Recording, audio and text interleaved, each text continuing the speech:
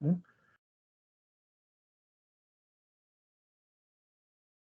Habíamos visto el control interno. La tercera norma, se debe obtener comprensión del control interno asociado al objeto de auditoría. El control interno es un proceso implementado por la máxima autoridad ejecutiva y todo el personal diseñado con el objeto de proporcionar una seguridad razonable para el logro de objetivos institucionales. Acá vamos a ver un ejemplo de,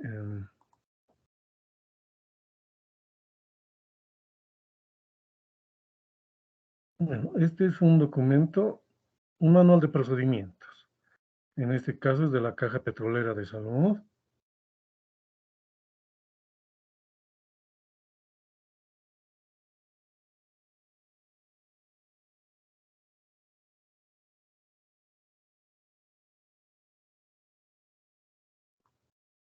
Ya.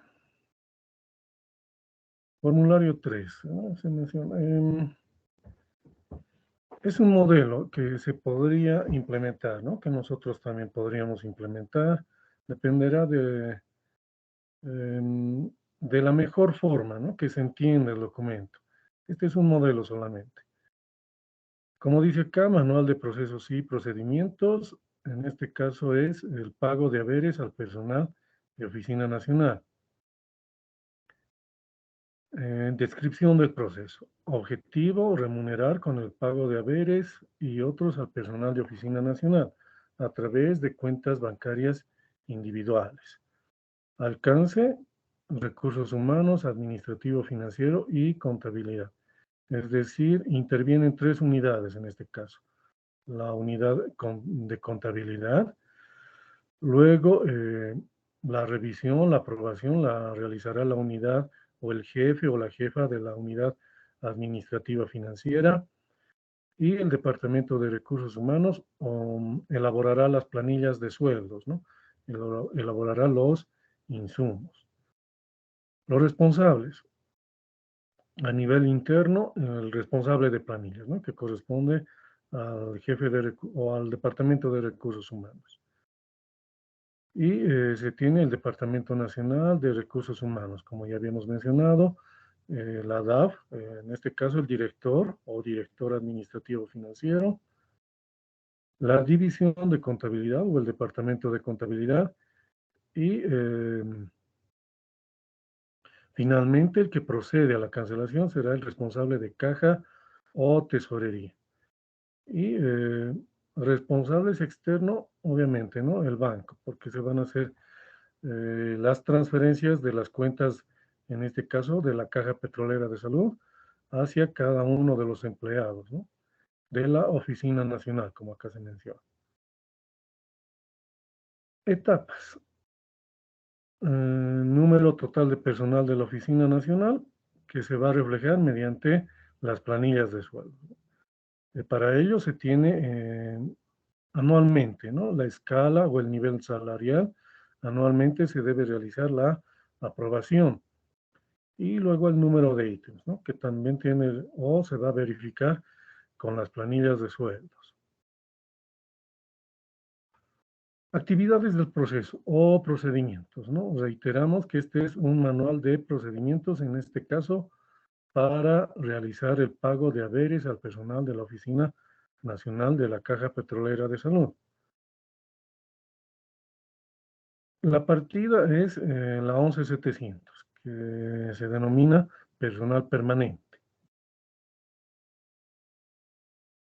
A ver, el responsable de planillas procede a registrar el resumen de los formularios 110 RCIVA presentados y planilla de control de asistencia, elaborados por el auxiliar de recursos humanos y encargado de control de asistencia respectivamente en el sistema de planillas. Asimismo, se introducen los siguientes descuentos. Bueno, acá tenemos un primer elemento, un primer insumo, ¿no? Las planillas 110 de RCIVA.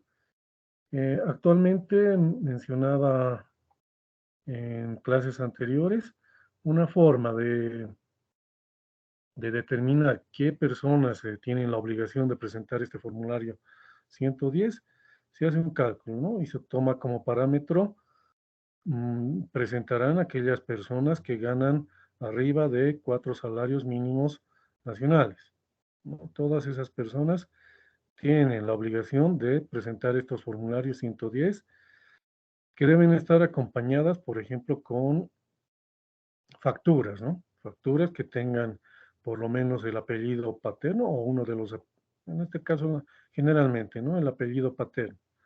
Bueno, hay algunas excepciones, ¿no? Algunas personas solo cuentan con un apellido. Y bueno, en ese caso también se acepta. Y el número de carnet, en este caso, ¿no? No figurará, por ejemplo, si tienen, a lo mejor tienen algún otro negocio y podrían tener también el número de identificación tributaria, por ejemplo, ¿no? Son algunos aspectos que se deben considerar. Y luego, en este caso, es política supuestamente de la Caja Petrolera de Salud realizar anticipos quincenales, ¿no? En algunos casos se podría tomar en cuenta, ¿no? Que se realicen algún tipo de anticipos. Generalmente, bueno, no, todos tenemos alguna vez, ¿no? Emergencias. Entonces, dependiendo del tipo de entidad, se podrían otorgar este tipo de anticipos. No todas las entidades van a realizar este, esta figura o van a aplicar esta política. Préstamos de escolaridad, también dependiendo de la política de cada entidad, podría ser, ¿no? Cuentas personales solicitadas por la unidad de contabilidad por concepto de entrega de fondos o lo que conocemos como fondos en avance. Cuando, por ejemplo, realizan viajes, ¿no? Al interior, se les otorga o se les entrega dinero para que, por viáticos principalmente, ¿no? Y en algunos otros casos, si van a realizar viajes terrestres, ¿no? Entonces también se les otorga un anticipo o un fondo en avance para cubrir, ¿no? Pasajes y luego de hospedaje y alimentación. Solicitud de empresas o instituciones externas por concepto de compra de artículos o créditos otorgados a los funcionarios. Bueno, también en algunos casos, ¿no? En este caso, las entidades de salud, como las cajas, como en este caso la Caja Petrolera de Salud, podría realizar algún convenio, ¿no? Con alguna empresa que entregue productos, ¿no? A sus funcionarios, como o a cuenta de sueldos, ¿no? A eso se refiere. En algún caso, por ejemplo, ¿no? Podrían entablar un convenio con Manaco, por ejemplo, para el tema de calzados, ¿no? Algo similar. O en el caso de alimentos, con algún supermercado también, podrían establecer algún convenio. Y luego las retenciones judiciales, ¿no? Por uno u otro concepto. Algo que puede ocurrir son las retenciones judiciales, por ejemplo, en el caso de parejas que están o en proceso de divorcio, ¿no? O si hubieran divorciado o se hubieran separado, ¿no? En ese caso, los padres y, bueno, actualmente también las madres, ¿no? En algún caso deberían realizar lo que son las pensiones, ¿no? Por los hijos menores de edad. También se podría aplicar esos conceptos en retenciones judiciales. Y luego, en este caso, tendrían que elaborar una planilla adicional. El responsable de planilla registra todos los datos en el sistema del nuevo funcionario o de cambio de ítem, de acuerdo al memorándum de designación. De acuerdo al monto de pago de haber, se le solicita al funcionario la presentación del formulario 110. Bueno, podría existir lo que se menciona acá, ¿no? Un cambio de ítem. Entonces, si ganaba un haber básico, dependiendo del cambio de ítem, es posible, ¿no? Que tenga una nueva remuneración o una nueva escala salarial.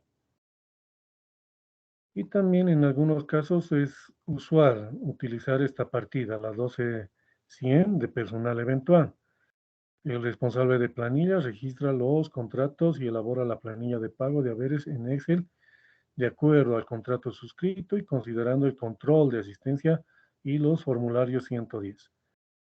En algunos casos, ¿no? Se tiene personal eventual, que, bueno, como el nombre lo indica, ¿no? Eventual, generalmente suscriben contratos, ¿no? En algunos casos pueden ser de 3 meses y, bueno, de esa manera, ¿no? Se llega a un año y en la siguiente gestión también se suscribe ese tipo de contratos. Planilla de refrigerio y transporte. El responsable de planillas introduce en el sistema los descuentos por concepto de servicio de comedor, utilizando como base la planilla general a través de los centros de costos. Asimismo, elabora una planilla adicional en formato Excel en la cual se incluye al personal de seguridad. Planilla de refrigerios y transporte. Generalmente, eh, bueno, no todas las entidades públicas, ¿no? Tienen servicio de seguridad. En este caso es el personal de la Policía Nacional, ¿no? Entonces a ellos se les reconoce por el tipo de contrato, de convenio que se realiza con la policía. En ese caso se les tiene que reconocer lo que acá se menciona, ¿no? Refrigerio y transporte. Entonces se incluirá, en este caso, en la planilla de sueldos o en las planillas de sueldos. Luego tenemos los siguientes procedimientos, ¿no? O las siguientes etapas, ¿no? Es el cumplimiento de estas etapas que mencionamos acá, será el establecimiento o cómo se implementa un sistema de control interno. Entonces nosotros luego como auditores vamos a verificar que todas las etapas que se mencionan acá, todos los procedimientos que se mencionan acá, nosotros verificaremos su cumplimiento, ¿no? Si sean, por ejemplo, como dice la etapa 2 o el procedimiento 2, se remite las planillas finales a la jefatura del Departamento de Recursos Humanos para su revisión, quien dará su visto bueno. Entonces, se, una vez que se tengan todos los datos, ¿no?, que se han mencionado, se habrán realizado la revisión de los formularios 110, se habrán incorporado a todo el personal, se habrán tomado en cuenta acá los cambios de ítem, luego se habrá elaborado o se habrá revisado al personal que se considera eventual y por último acá que el personal de seguridad también se haya tomado en cuenta, ¿no?, para el pago o la reposición de planilla de refrigerio y transporte. Entonces, una vez que se han elaborado todos esos documentos, se imprimen, ¿no?, y se remitirán, en este caso, como dice, al jefe o a la jefa del Departamento de Recursos Humanos, para que también revise y luego autorice, ¿no? Es decir, a través de un visto bueno, ¿no? Autorice, firmará y incluirá su pie de firma, ¿no? Donde se identifique, ¿no?, el nombre de la persona y el cargo. Luego, una vez que se tiene la aprobación de parte de la Jefatura de Recursos Humanos, se remite la planilla con nota al Departamento Nacional de Recursos Humanos. Se remite las planillas con nota del Departamento de Recursos Humanos hacia la Dirección Nacional Administrativa Financiera, con nota, ¿no? Una nota interna donde se indique la fecha, por ejemplo, ¿no?, el nombre del director nacional o la directora nacional administrativa financiera. En el contenido dirá, ¿no?, que se remite planilla del mes de septiembre o del mes de agosto para su respectivo procesamiento, ¿no?, en el departamento contable y en tesorería. Luego se remitirán las boletas de pago al Departamento Nacional de Recursos Humanos, del Departamento Nacional de Recursos Humanos, a la sección CAG o tesorería. Otra etapa, la Secretaría de la Dirección Administrativa Financiera recepciona las planillas y registra en el cuaderno de ingresos de correspondencia. en estos casos,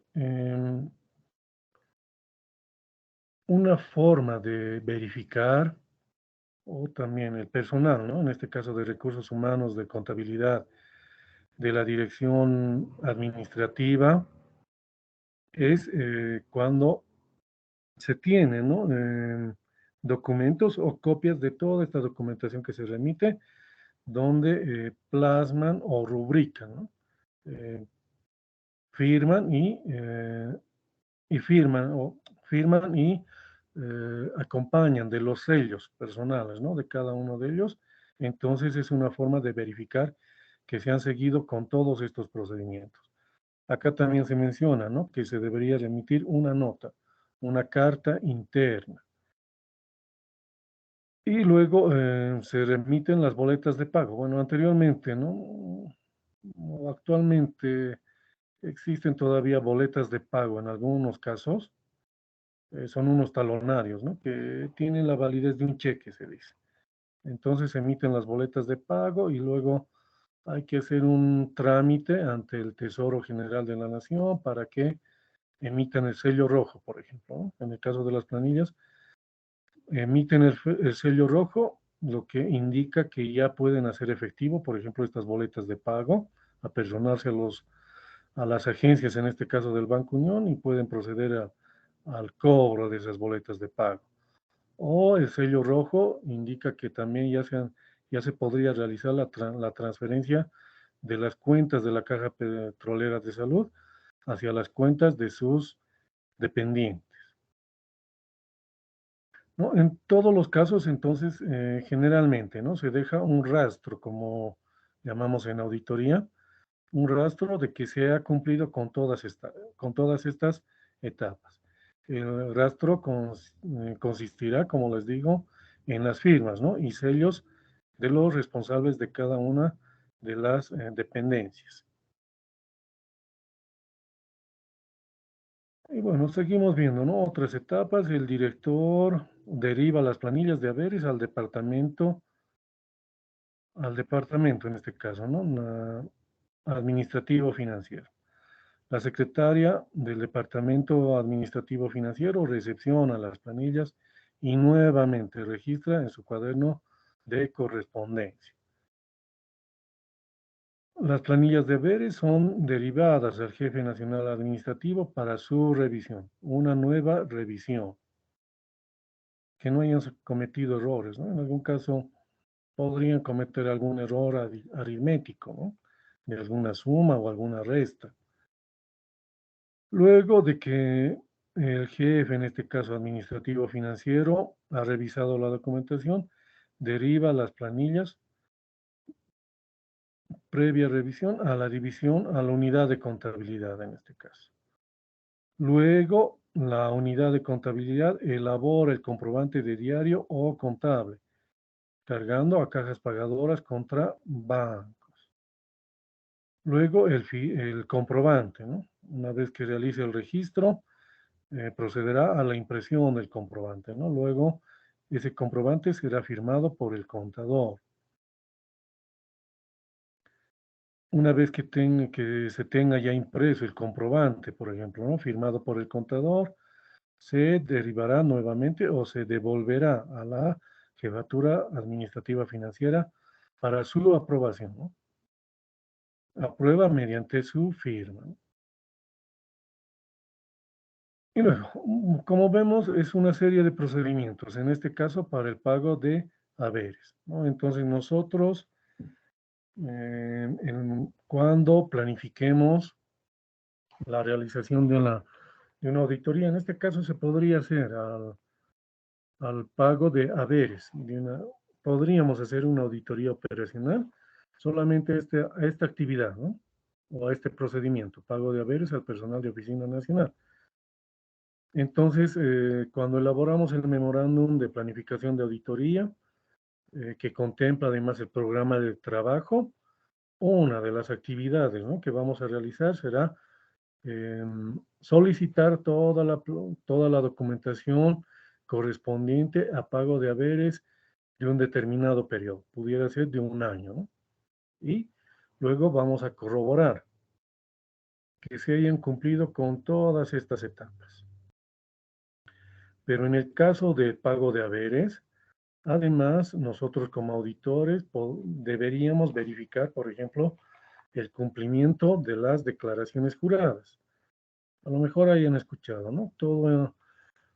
Toda persona, generalmente, que trabaja en una entidad pública, antes de ingresar, debería realizar una declaración jurada en la Contraloría General del Estado, ¿no?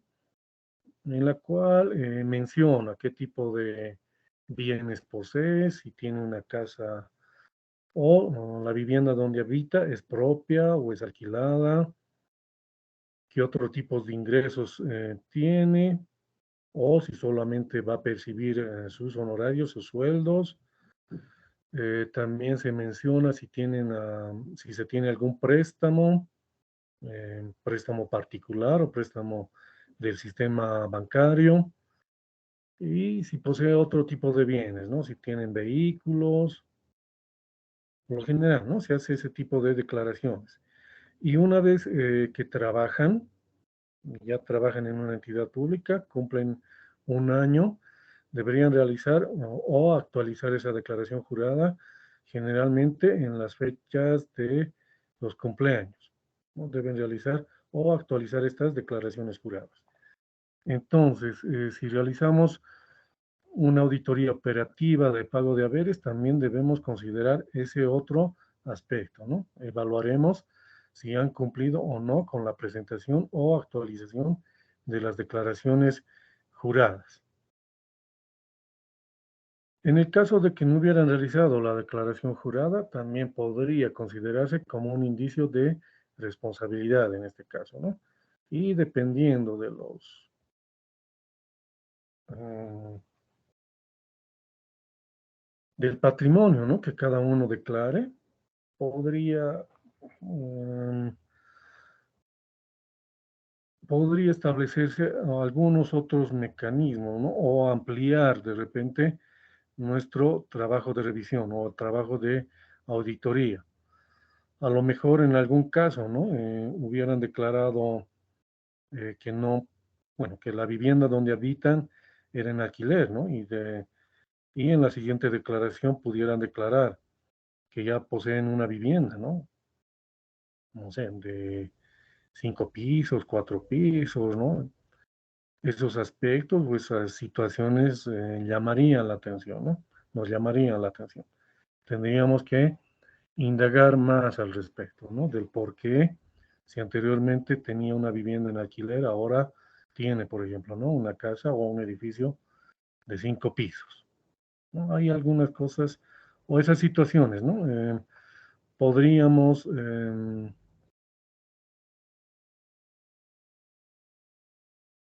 podría ocurrir, ¿no? Cuando realizamos el trabajo de auditoría, ¿no? Entonces, como les mencionaba anteriormente, ¿no? Los manuales de funciones y manuales de procedimientos, como vemos, son documentos que detallan, en este caso, cómo se realiza el pago de haberes, ¿no? Lo propio existirá, por ejemplo, para la compra de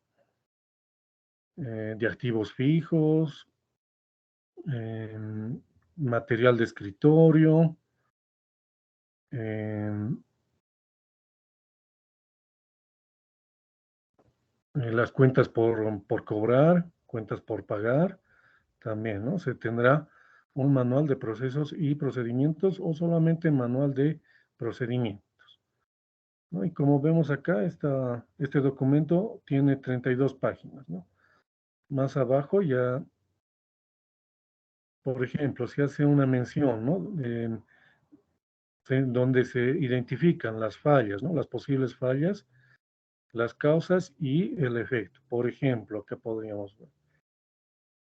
Las actividades para la elaboración de la planilla mensual de haberes son las siguientes. El responsable de planillas procede a registrar el resumen de los formularios 110 presentados y planilla de control de asistencia, elaborados por el auxiliar. En el sistema, asimismo, se introducen los siguientes descuentos, anticipos quincenales, lo que ya habíamos visto. Pero ahora podría ocurrir una falla. el envío del resumen de los formularios 110.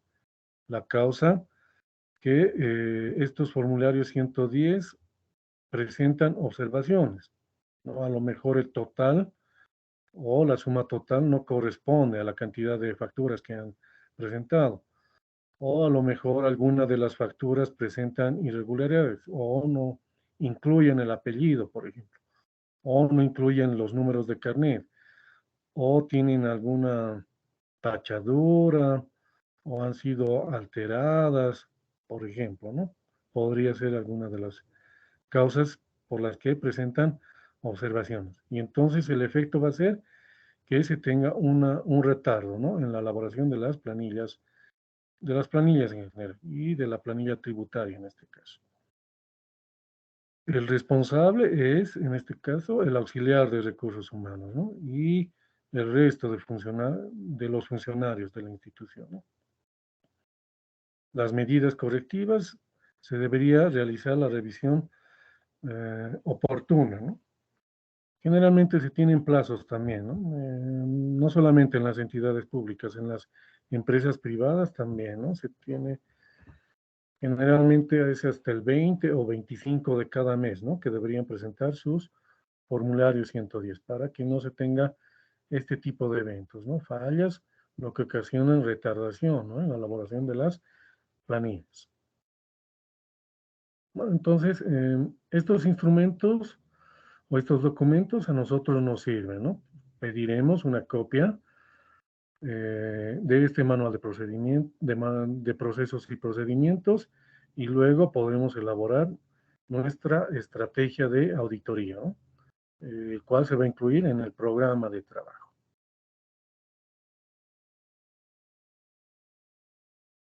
¿No? Es una manera de determinar cuál es el ambiente de control interno, ¿no? Si es favorable o desfavorable.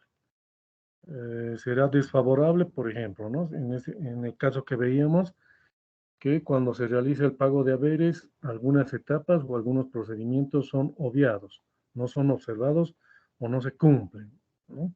Entonces, tenemos que aplicar otro tipo de procedimientos, por ejemplo. Luego, lo anterior tiene mucho que ver con la evidencia, ¿no? Debe obtenerse evidencia competente y suficiente como base razonable para sustentar las conclusiones y el procedimiento del auditor gubernamental. La evidencia en este caso, si volvemos al ejemplo, será, ¿no? Lo que se menciona acá, ¿no? Toda esta documentación. Si vemos que se ha cumplido con todas estas etapas, que en total son 23, entonces verificamos, ¿no? Que se han cumplido con estas 23 etapas. Entonces la evidencia que vamos a obtener será suficiente, ¿no? Entonces daremos o tendrá una opinión favorable respecto al pago de haberes. En cambio, si no, si vemos que alguna de las etapas se han obviado, no se han cumplido en algunos casos por urgencia, en el mes de diciembre generalmente, ¿no? La mayoría de los funcionarios que tienen cuentas pendientes tratan de subsanar esos errores o esos incumplimientos que han tenido, ¿no? De ahí que en el mes de diciembre, ¿no? En la mayoría de las entidades públicas se trata de subsanar, ¿no? Las observaciones o corregir algunos errores que se hubieran cometido. Entonces, por esa actividad que existe en el mes de diciembre, podrían omitirse, ¿no? Alguna de estas etapas. Entonces, tendremos que dar una atención especial, ¿no? Durante ese periodo.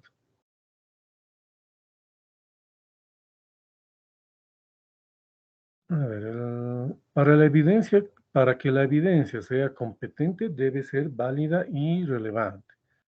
La evidencia es válida si la misma ha sido obtenida en cualquiera de las siguientes situaciones, de fuentes independientes a la entidad auditada. Cuando la evidencia ha sido obtenida directamente por el auditor gubernamental y cuando se obtenga documentación original, ¿no? Siempre, ¿no? Siempre vamos a obtener o la documentación que vayamos a solicitar deberían entregarnos en originales, ¿no? No fotocopias.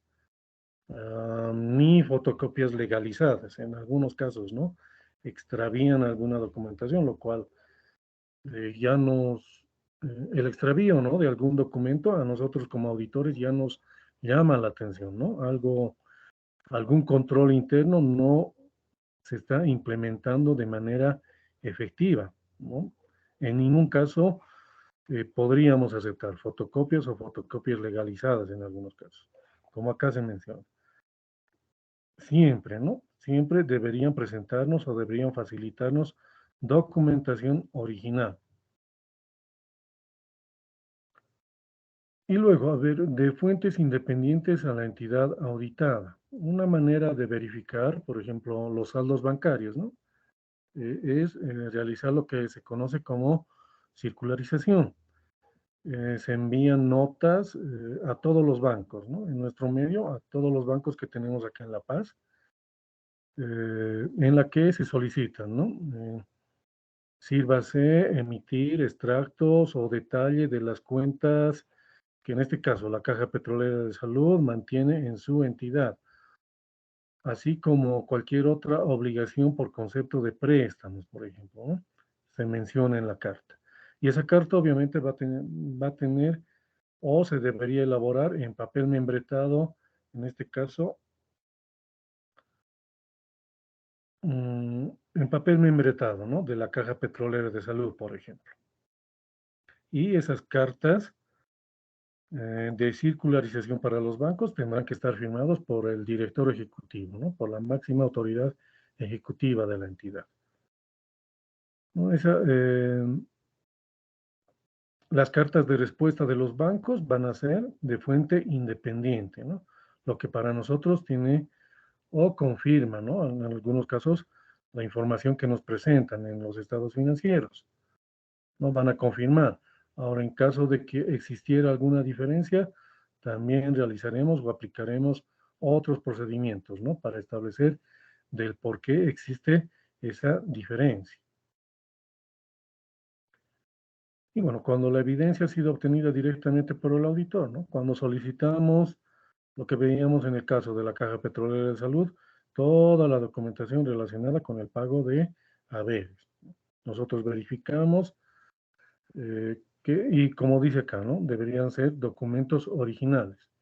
Y luego nosotros vamos a sacar copias, ¿no? Fotocopias de la documentación que creamos pertinente, ¿no? Que tenga relevancia para juntar a nuestros papeles de trabajo.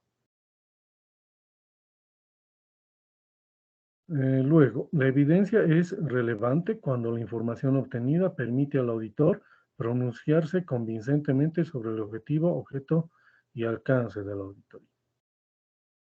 Eh, Similar a lo anterior, ¿no? En el caso de pago de sueldos, si nos facilitan toda la documentación que hemos solicitado, entonces es relevante, ¿no? No necesitaremos solicitar otro tipo de documentación o información. La evidencia es suficiente si basta para sustentar el pronunciamiento del auditor. Para ello debe ejercitar su juicio profesional con el propósito de determinar la cantidad y tipo de evidencia necesaria. El auditor no necesita examinar toda la información disponible para alcanzar una conclusión. Sin embargo, la suficiencia de la evidencia debe permitir a terceras personas arribar a la misma conclusión a la que ha llegado el auditor. A ver, el auditor no necesita examinar toda la información disponible, ¿no? Para ese caso podríamos aplicar lo que mencionábamos anteriormente o los mencionaba, algunos métodos de muestreo, ¿no? Para no em, incurrir, ¿no? O utilizar más tiempo del necesario en algunos casos. En para el caso de la Caja Petrolera de Salud, ¿no? Pago de haberes, pudiera ser que tienen mucha cantidad de empleados, ¿no? O empleadas. En ese caso podríamos aplicar, ¿no? El método de un muestreo, ¿no? En la que determinaremos cuánta cantidad o a qué personas efectivamente vamos a, o qué tipo de actividades o qué montos, en este caso, de sueldos, vamos a vamos a realizar la revisión, ¿no? Podría ser en algunos casos. O un ejemplo de lo que aquí se menciona, ¿no? El auditor no necesita examinar toda la información disponible. Luego, la evidencia de auditoría puede clasificarse como sigue: testimonial, también ya habíamos mencionado, obtenida mediante entrevistas, encuestas, debiendo constar las mismas en documento escrito, ¿no? Entrevistas van a ser mediante formularios, ¿no? Vamos a elaborar formularios. Ya se tiene generalmente, ¿no? Unas muestras o unos modelos, vamos a decir, de qué tipo de documentos vamos a utilizar en una entrevista o en una encuesta. Y bueno, generalmente cuando realizamos las entrevistas o encuestas, vamos a pedir, ¿no? Ya cuando concluyamos con estas, ya sea con la entrevista o la encuesta, vamos a solicitar a la persona, al funcionario o a la funcionaria, su firma también, ¿no? En esos documentos, lo cual va a evidenciar, ¿no? Va a respaldar que nosotros hemos llevado adelante este trabajo. Documental proporcionada por el personal de la entidad auditada u obtenida de terceros. En el caso de pago de sueldos, ¿no? Serán las planillas y toda la otra documentación que se debería generar para cumplir con ese procedimiento. Y en el caso de terceros, cuando los bancos realicen o emitan la respuesta, ¿no? Y hagan llegar a la entidad auditada o a los auditores, esa documentación será de terceros, ¿no? Donde, por ejemplo, verificaremos, ¿no? En los extractos bancarios o en las libretas bancarias que se ha realizado la transferencia, en este caso de sueldos, ¿no? De las cuentas de la entidad pública, en este caso, hacia las cuentas de sus funcionarios, ¿no? Esa será una prueba documental, por ejemplo. Física, emergente de la inspección u observación directa de las operaciones, bienes o sucesos, cuyos resultados debe constar en un documento por escrito. En algunos casos, ¿no? Nos basaremos en la observación de las actividades que realizan los dependientes o las dependientes de las entidades públicas, ¿no? Observaremos de manera discreta, si se quiere, o anunciaremos, ¿no? Que vamos a acompañar, por ejemplo, por 1 hora, 2 horas o un mediodía a tal unidad, ¿no? Podemos realizar aquello, ¿no? Y nos apersonamos a esa oficina y vemos cómo realizan sus actividades. O en el caso de los bienes, ¿no? Un procedimiento es asistir, por ejemplo, ¿no? A la inventariación, ¿no? A la inventariación física de activos fijos, por ejemplo, o a la inventariación de almacenes, si es que tuvieran, también nosotros podemos solicitar, ¿no? Que vamos a presenciar esos recuentos físicos en este caso, ¿no? Y nosotros vamos a realizar la inspección u observación, ¿no? Luego al final pediremos, ¿no? Una copia del documento o del inventario que se ha llevado adelante y elaboraremos un acta, por ejemplo, ¿no? Bueno, en ese acta mencionaremos, ¿no? Que la hora, el lugar y el objeto, ¿no? De nuestra visita. Se dirá que hemos presenciado la inspección física de los almacenes de materiales y suministros o en compañía de las siguientes personas, mencionaremos, y en la parte final procederemos también a la firma, ¿no? Nosotros como auditores y los otros funcionarios. Analítica, desarrollada a través de cálculos, estimaciones, comparaciones y otros.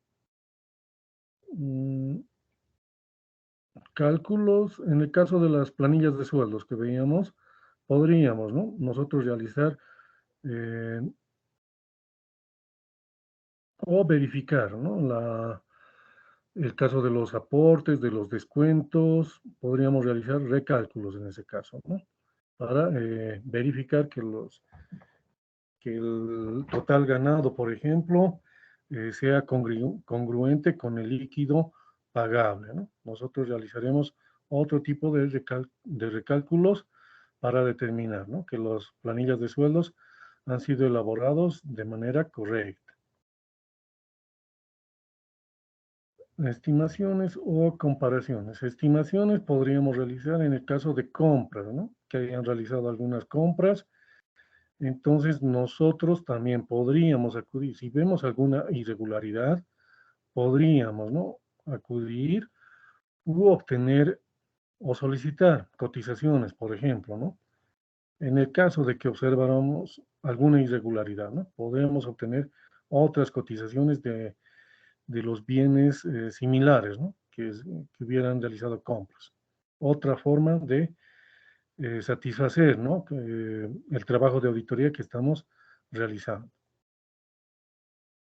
Y luego de la informática, ¿no?, contenida en soportes electrónicos e informáticos, así como los elementos lógicos, programas y aplicaciones utilizados en las operaciones de la entidad pública.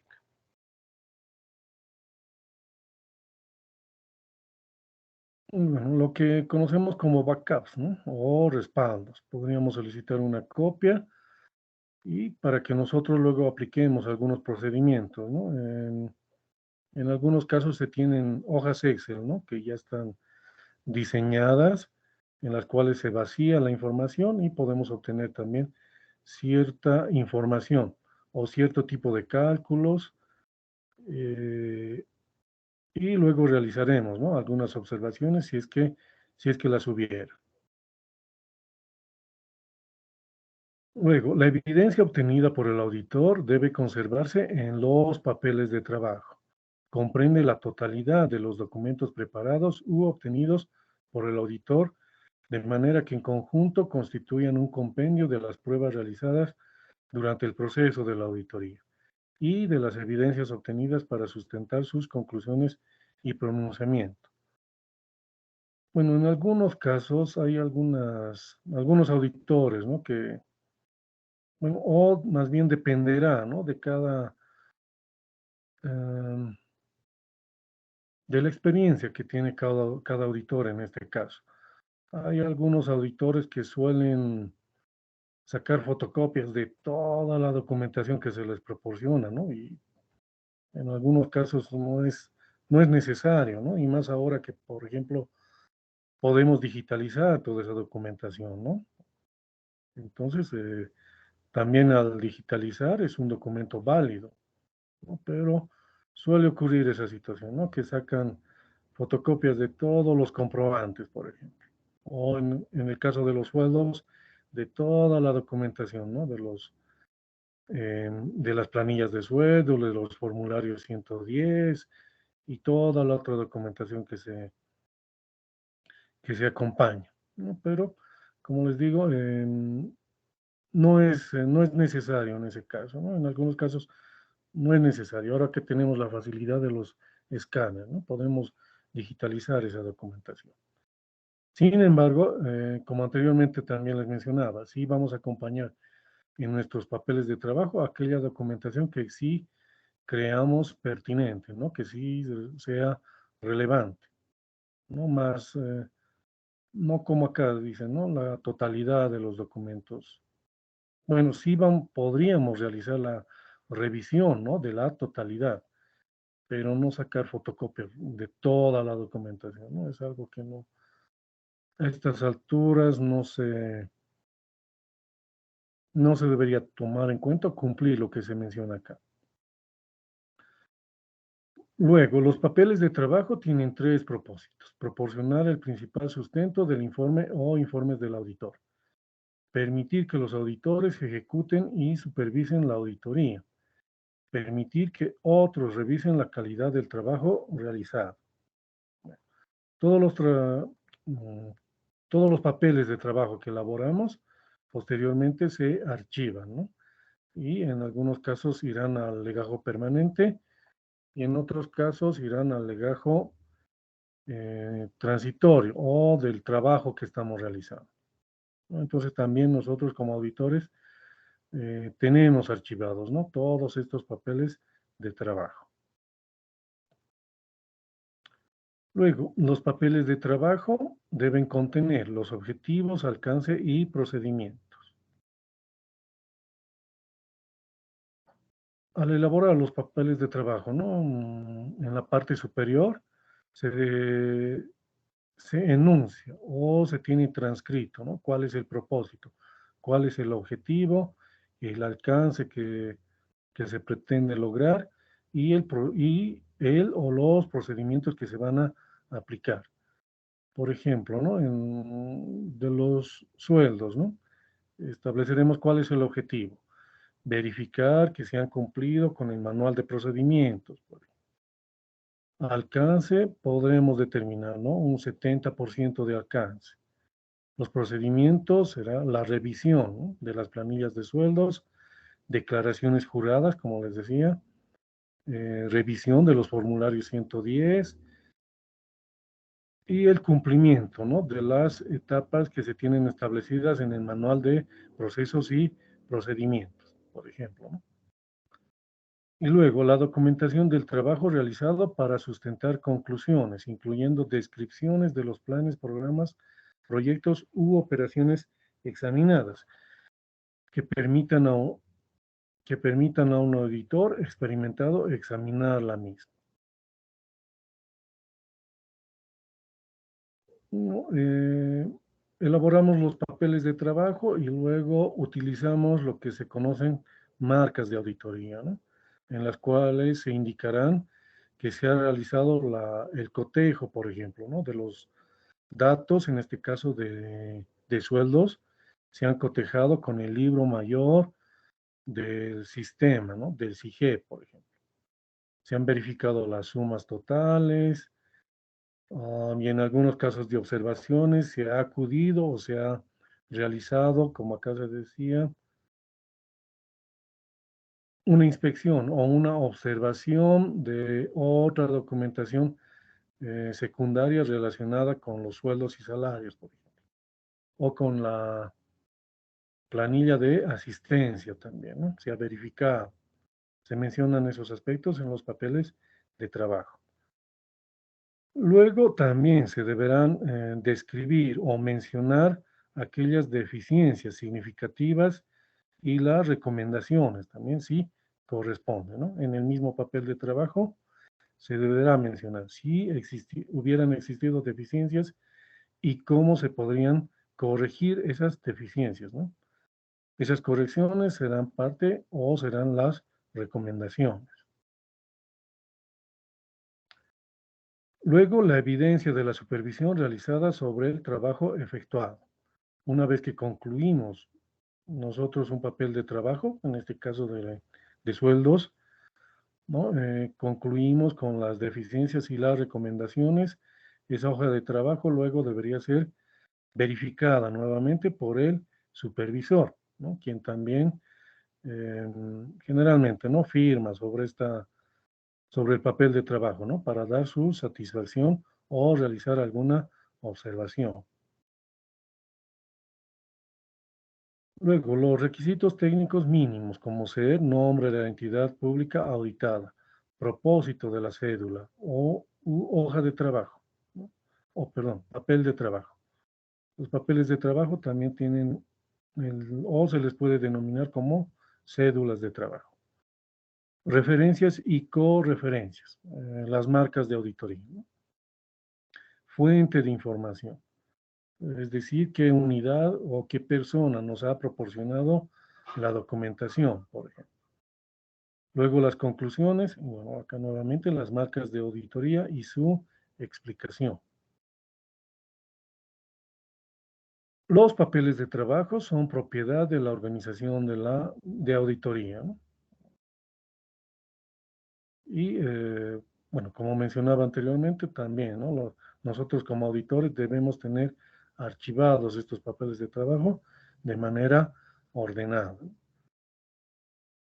Luego, la organización de auditoría debe adoptar procedimientos para la custodia y conservación de los papeles de trabajo, debiendo mantenerlos como mínimo por el periodo de tiempo establecido por el ordenamiento jurídico administrativo y otras normas legales aplicables o por la Contraloría General del Estado, el plazo que resulte mayor.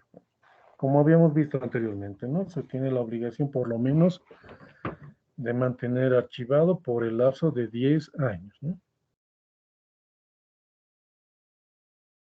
Y luego, la última etapa es la comunicación de resultados.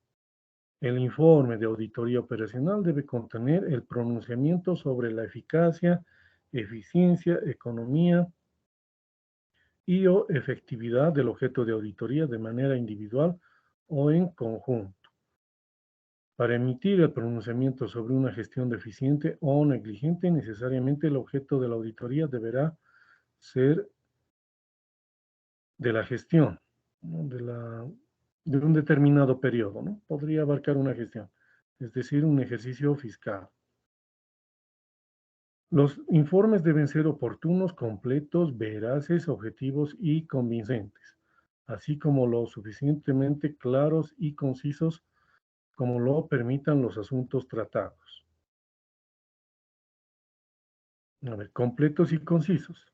Sí contienen información suficiente con respecto al pronunciamiento y a la magnitud e importancia de las deficiencias, posibilitando la comprensión adecuada y correcta de los asuntos que informan. Sin embargo, no debe incurrirse en un exceso de detalle que distraiga la atención o distorsione el objetivo de la auditoría.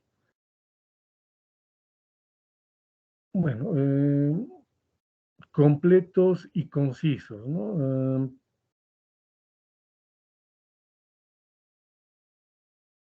Deberíamos mencionar los aspectos importantes, ¿no? Solamente, y no extendernos demasiado, ¿no? Una observación, por ejemplo, máximo, ¿no? Debería tener 10 renglones, por ejemplo, ¿no? No debería ser de mayor magnitud, ¿no? Exagerando 10 renglones, bastarían eh, para describir la observación que hubiéramos detectado, ¿no? Y eso, a eso nos referimos, que deberían ser completos y concisos. No debería existir mucha narrativa, ¿no? Debería detallar de manera concisa, como dice en este caso, pero tampoco utilizar muchas o palabras técnicas, ¿no? Que a lo mejor algunas personas no puedan interpretar de fácil manera, ¿no? Entonces tendremos que utilizar también, ¿no? Palabras entendibles, a eso me refiero también. Por eso completos y concisos. Y bueno, obviamente veraces, ¿no? Si el pronunciamiento y las deficiencias significativas están sustentadas por evidencia suficiente y competente. O, bueno, ya habíamos mencionado anteriormente, ¿no? Toda la evidencia que vayamos a obtener debería ser suficiente y competente, tanto de fuentes internas y en algunos casos, como veíamos en los bancos, por ejemplo, ¿no? Podríamos acudir a terceras partes. Otro concepto, por ejemplo, de terceras partes serán si tienen cuentas por cobrar. En el caso de la Caja Petrolera de Salud, tendrán, ¿no? Eh, empresas que realizan aportes, ¿no? Por sus dependientes y en algunos otros casos también serán otras entidades públicas, ¿no? Que tienen o realizan aportes en el caso de la Caja Petrolera de Salud. En ese caso de cuentas por cobrar, también se realizará una circularización, por ejemplo, ¿no? Para que nos indiquen si los montos que nos han presentado en el balance general corresponden a lo que efectivamente las empresas tienen como deuda, ¿no? En algunos casos nos confirmarán, ¿no? O en algunos otros casos podrían ser montos diferentes, por ejemplo, ¿no? Otra manera de obtener evidencia de terceras partes. O en el caso de las deudas, ¿no? Que la Caja Petrolera de Salud, por ejemplo, tuviera con otras empresas, ¿no? Lo mismo, se realizará una circularización para que nos confirmen los saldos que nos han presentado en el balance general, ¿no? Una manera, es otro procedimiento, otra técnica de la cual podemos obtener evidencia suficiente y competente. Objetivo, si la presentación de los resultados de la auditoría es imparcial, evitando la tendencia a exagerar o enfatizar los resultados obtenidos, que den lugar a interpretaciones erróneas. Acá es algo importante que durante todo nuestro trabajo, ¿no? Nosotros debemos ser objetivos. Y como se menciona acá, no deberíamos exagerar o enfatizar algunas observaciones que hubiéramos realizado. En algunos, en algunas ocasiones podría ocurrir que, hablando de por ejemplo, ¿no? De lo que mencionábamos, el pago de haberes al personal de la Caja Petrolera de Salud. Nosotros solicitamos documentación, ¿no? Y vamos a verificar que se hayan cumplido estos 23 procedimientos o estas 23 etapas. En algún caso podría ocurrir, ¿no? Que no se haya cumplido, o podríamos identificar que no se ha cumplido con la etapa 6 o 10, por ejemplo, ¿no? A lo mejor, como este documento es del 2010, algunas de las etapas, ¿no? Se hayan o se realicen de manera simultánea, por ejemplo, ¿no? Podría ocurrir, ¿no? Ya ha pasado bastante tiempo. Entonces, algunas de estas etapas se elaboran de manera simultánea, podríamos decir. La etapa 6, 7, 8 hasta la 10 ya solamente se ha resumido en una sola etapa, podría ser, ¿no? Podría ocurrir aquello. Pero ¿qué pasa? En algunas ocasiones algunos auditores ven, ¿no? Que no se ha cumplido ninguna de estas etapas y no realiza ninguna consulta del por qué no se ha cumplido con alguno de estos procedimientos. Es decir, no indaga con el personal responsable, no realiza las consultas y entonces directamente elabora sus informes con ese tipo de observaciones, ¿no? No debería ocurrir aquello, ¿no? Si nosotros detectamos u observamos que algún incumplimiento, tenemos que aplicar otro tipo de métodos u otras técnicas u otros procedimientos, como les digo, ¿no? Indagar con el personal responsable qué ha ocurrido, ¿no? A lo mejor sí tienen explicaciones que van a satisfacer las dudas que tuviéramos, ¿no? Entonces, en esos casos, siempre, ¿no? Nosotros deberíamos actuar de manera objetiva. Y en muchas ocasiones, ¿no? Les vuelvo a reiterar, los auditores solamente basan sus opiniones en los documentos que tienen, ¿no? Lo cual en algunas ocasiones no podrían o no serían suficientes, ¿no? Debemos aplicar otro tipo de técnicas, ¿no? Por favor, porque luego, si presentamos alguna observación, por ejemplo, y mencionamos que en el pago de sueldos no se han cumplido con los siguientes procedimientos, ¿no? Luego nos responderían que no se aplican esos procedimientos porque se ha determinado que eran innecesarios o se han fusionado, si se quieren, algunos procedimientos y se realizan de manera simultánea, ¿no? Entonces, en ese caso, ya nosotros como auditores, ¿no? Quedaríamos mal si realizamos ese tipo de observaciones, ¿no? Entonces, lo que se menciona acá, ser objetivos en todo momento, ¿no? También es muy importante. así como ser convincentes, ¿no? Si la exposición es suficientemente persuasiva para convencer a los lectores de la validez del pronunciamiento, de las deficiencias y sus recomendaciones del control interno y o acciones de mejora. En algunos casos también podría ocurrir que las recomendaciones que nosotros realizamos podrían tener cierta resistencia en las entidades públicas, ¿no? No estarían de acuerdo, por ejemplo, en implementar o en corregir o subsanar algunos errores que hubieran cometido. En algunos casos podríamos tener ese tipo de divergencias, ¿no? De distintos puntos de vista. Pero para ello podríamos llegar a algo que se podría denominar como una conciliación, ¿no? Bueno, entonces, si tenemos alguna resistencia de parte de la entidad auditada, entonces podremos llegar a un punto medio, ¿no? De manera que nosotros podamos levantar la observación y la entidad auditada acepte nuestra recomendación, pero hasta cierto punto, ¿no? Podemos llegar a algún tipo de conciliación. Podría ocurrir esa situación, ¿no? Se tiene en algunos casos. Y luego también la claridad, ¿no? Si tiene una estructura lógica y emplea un lenguaje directo y desprovisto de tecnicismos, facilitando su lectura y comprensión. Lo que mencionábamos acá, ¿no? Completos y concisos, pero también ser claros, ¿no? Un lenguaje directo, un lenguaje eh, claro, ¿no? Un lenguaje fácil de entender y que no se utilicen muchas palabras técnicas o algunos términos técnicos, que obviamente nosotros como auditores sí vamos a entender, ¿no? Sí vamos a comprender, pero a lo mejor el resto de personas de la entidad pública no va a tener la misma comprensión que nosotros.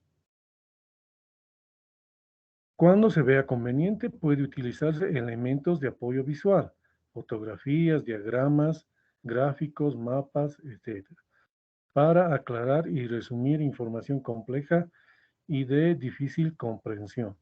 Bueno, entonces podemos acudir también, ¿no? A otros instrumentos, como se menciona acá.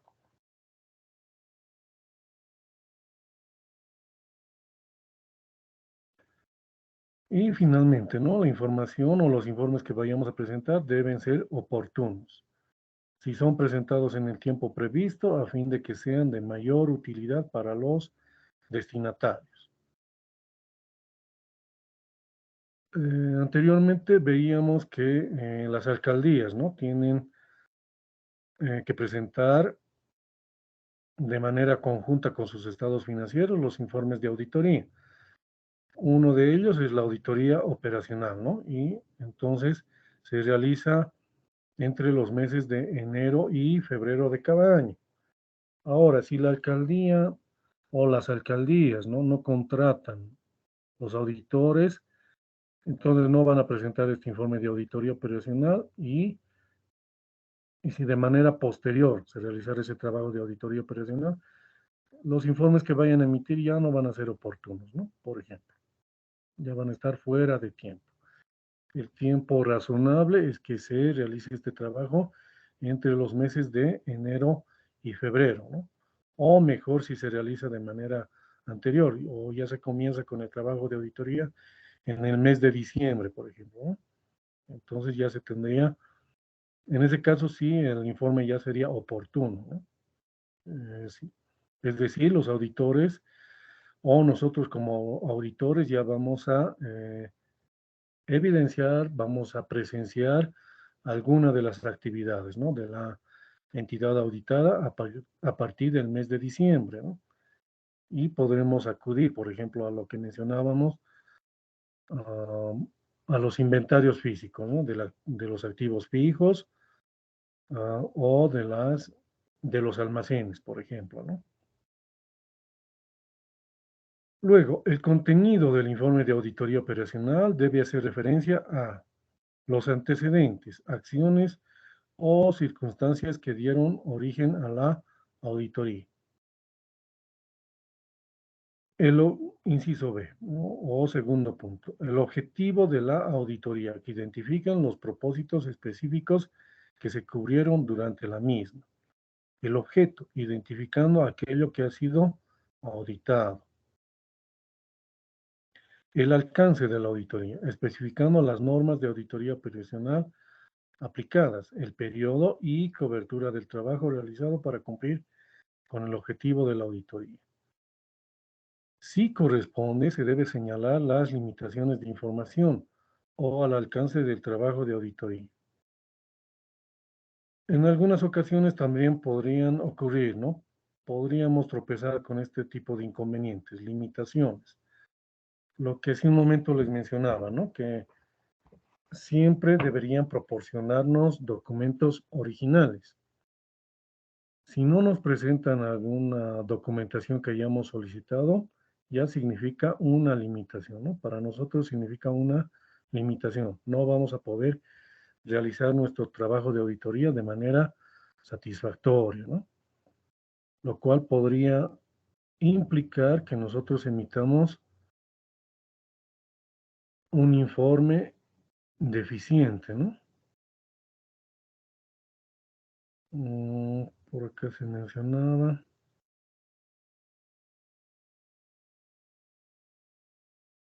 Acá, ¿no? Para emitir el pronunciamiento sobre una gestión deficiente o negligente, ¿no? Entonces, si no nos proporcionan documentación original, nuestro informe, ¿no? Podría definir que esa gestión ha sido deficiente o negligente, ¿no? Lo cual es un aspecto negativo, ¿no? Para las entidades públicas y también para las empresas privadas, ¿no?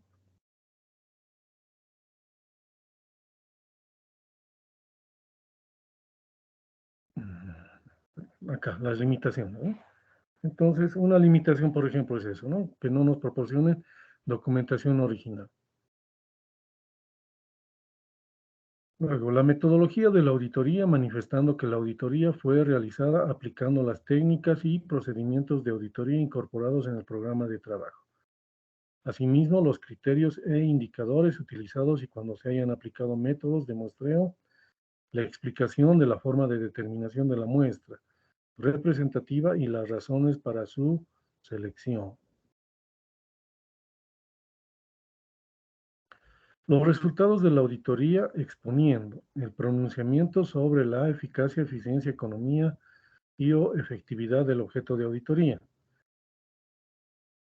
de manera individual o en conjunto, especificando los resultados alcanzados.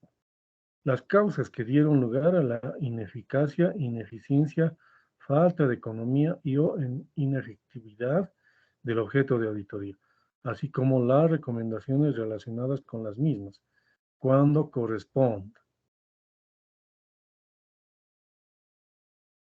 A ver, pronunciamiento sobre si la gestión fue negligente o deficiente, cuando el objeto de la auditoría sea la gestión. Debe corresponder las deficiencias de control interno significativas relacionadas con el objeto de auditoría, acompañadas de recomendaciones orientadas a implementar actividades de control interno inexistentes o a la mejora de las existentes, las cuales deben ser incorporadas en la normativa interna vigente. Bueno, a ver, en esta última parte, los resultados de la auditoría exponiendo, ¿no? Al revisar la ley 1178, en algunos casos, ¿no? Podremos realizar recomendaciones, como se menciona acá, recomendaciones relacionadas con las mismas. Se podrían establecer indicios de responsabilidad, ¿no? Veíamos que existen cuatro tipos de responsabilidad, ¿no? Las primeras son administrativas y o ejecutivas. En esos casos, nuestras recomendaciones o las irregularidades o algunos errores que hubieran cometido la entidad auditada no son significativas, podríamos decir, ¿no? No implican que haya ocurrido, por ejemplo, desvío de fondos o existan, por ejemplo, sobreprecios en algunas compras de bienes o servicios, ¿no? No hubieran existido ese tipo de irregularidades, vamos a decir. Entonces, las recomendaciones que vayamos a realizar sí se pueden implantar, sí se pueden implementar, pero si detectáramos que la gestión fue negligente o deficiente, es decir, que hubieran ya desvío de fondos, hubiéramos verificado, ¿no? Que existieron desvíos de fondos o que hubieran existido sobreprecios, por ejemplo, ¿no? En el caso de las alcaldías, cuando hacíamos mención que deben presentar su informe de auditoría por recursos IDH, podríamos verificar, ¿no? Que esos recursos IDH hayan sido utilizados en actividades diferentes al propósito que tienen el impuesto directo a los hidrocarburos. En ese caso, no solamente se podrían indicar, ¿no? Que hubieron indicios de responsabilidad administrativa o ejecutiva, ya podrían ampliarse al ámbito penal inclusive, ¿no? Para eso ya tendremos que adoptar otro tipo de medidas, ¿no? Entregamos los informes a la entidad auditada, pero también entregaremos el informe si es que tienen una unidad legal, remitiremos directamente a la unidad legal y también remitiremos a la Contraloría General del Estado, ¿no? Para que tomen las acciones pertinentes, ¿no? Para poder corregir o establecer procesos en contra de la entidad auditada, ¿no? Entonces, en todo tipo de trabajo, en este caso de auditoría gubernamental, en todos los tipos de trabajo que podríamos llevar adelante, siempre se va a tomar en cuenta, ¿no? Que se podrían establecer indicios de responsabilidad también, ¿no? Lo cual implica ya iniciar en algunos casos, ¿no? Si son montos muy significativos, ¿no? 100,000, 200,000 o 1,000,000, ¿no? En ese caso ya se tienen que tomar otro tipo de medidas, ¿no? Que generalmente implica el inicio de procesos judiciales, ¿no?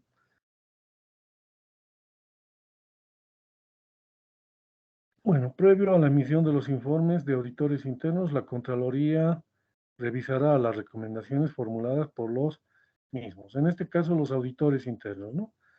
Mencionábamos que en las normas generales, ¿no? Que cada trabajo que realizan los auditores internos deben remitir, ¿no? Esos informes a la máxima autoridad ejecutiva de la entidad, pero también de manera simultánea a la Contraloría General del Estado. Y bueno, si ellos como auditores internos también observaran, ¿no? Alguna irregularidad que es muy importante, también emitirán una otra nota a la Contraloría para que tomen o inicien las, las acciones correspondientes. Bien, con esto concluimos las normas de auditoría operacional. Y bueno, tampoco tenemos ya mucho tiempo. Entonces, como siempre, por favor,